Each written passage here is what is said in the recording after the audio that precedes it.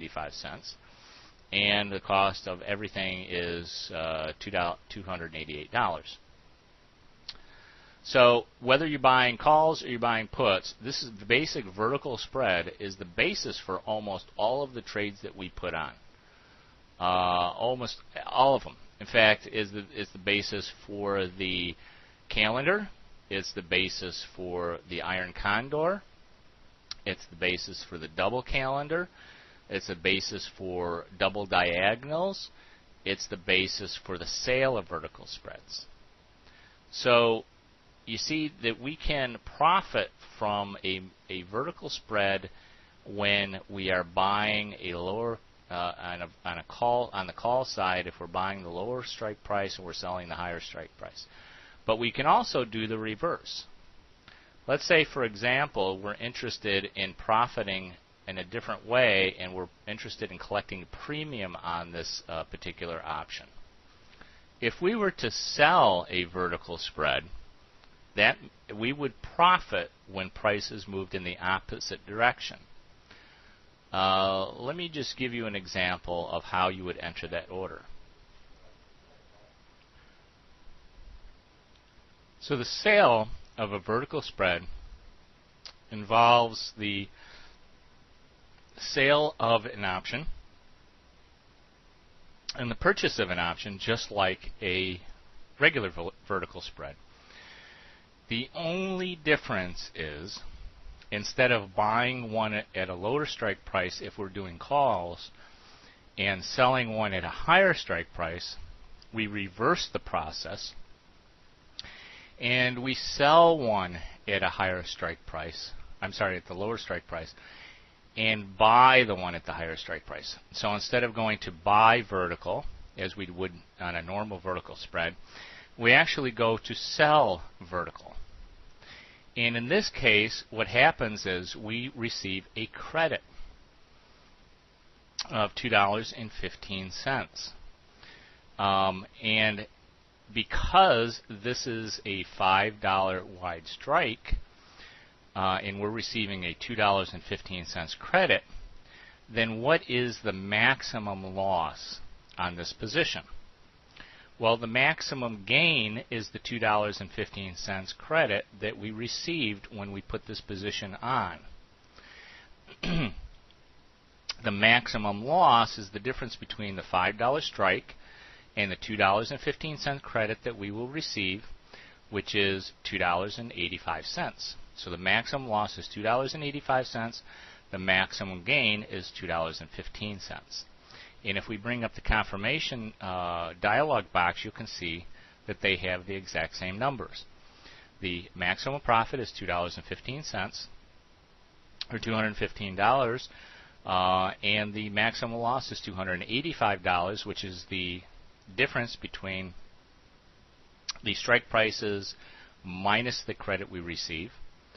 And so we would receive a credit. You can see that that's a credit of $215 minus the $3 in commissions that we pay for a net credit of $212. What is the difference then? I mean, why would you do this rather than just buying the vertical spread as we had in our previous discussion? Well, in this case, the stock has to move up in order for us to profit. If the stock stayed exactly the same at $75.20, then the stock, then we would lose value in this option. These options would both lose value. How do we know that? Well, if we look over to the left here at extrinsic, the extrinsic value of the option is $3.75. In other words, there is no actual intrinsic value in this option. It's not in the money. It is at the money. This is considered an at-the-money option. Therefore, the price that you're paying for this option is all time value. The time value of an option is the amount of value that that option has if it were to go to expiration and the price remained at $75, there would be no value at all to this option, right? Because what we're doing is we're saying, okay, if a single contract, this is a very, very important concept to understand. If a single contract gives you the right, now this is a call we're talking about, a single call contract gives you the right to purchase 100 shares of stock at the strike price of $75, or in other words, you have the right to buy 100 shares of stock at $75. And this went to expiration, which is the 3rd week in June. Why would this option have any value at all to you? Because you could buy it at $75, but this price of the stock is $75. There's no benefit to you of owning this option if the stock is at $75. Now, if the stock is at $80 and you had the right to buy it at $75, then your option will be worth $5 at expiration, and everybody else has to pay $80 for that stock, but you could exercise what they call exercise the option and purchase the stock for $75, giving you an immediate $5 profit.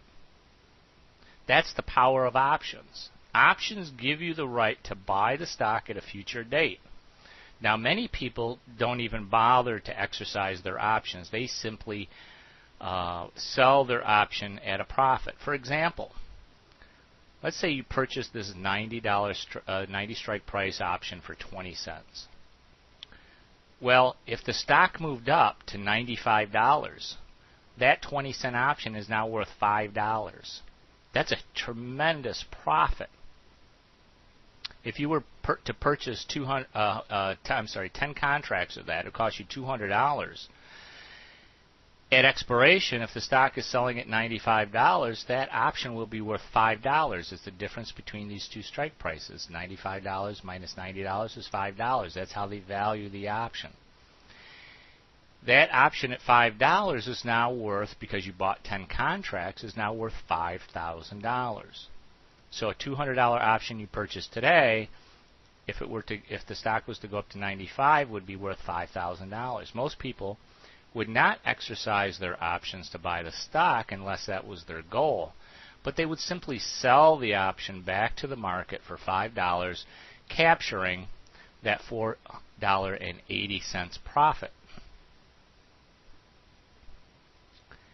So why would you sell it? Well, like I said, if on a bull call spread, you hope to be able to have the stock rise past your short strike until at expiration, so that you can collect the full and maximum profit of that spread of $5 at expiration. In this case, we're buying the spread for $2.20. At expiration, that spread will be worth $5, making us a $2.80 profit. But what happens if it doesn't move? What happens if the stock stays at $75? Well, we'll just round it off to $75 for this example. Well, that $3.75 of intrinsic value in this option, or the $4.10 that we purchased, will be worthless at expiration. We will have lost all $4.10 that we paid for it.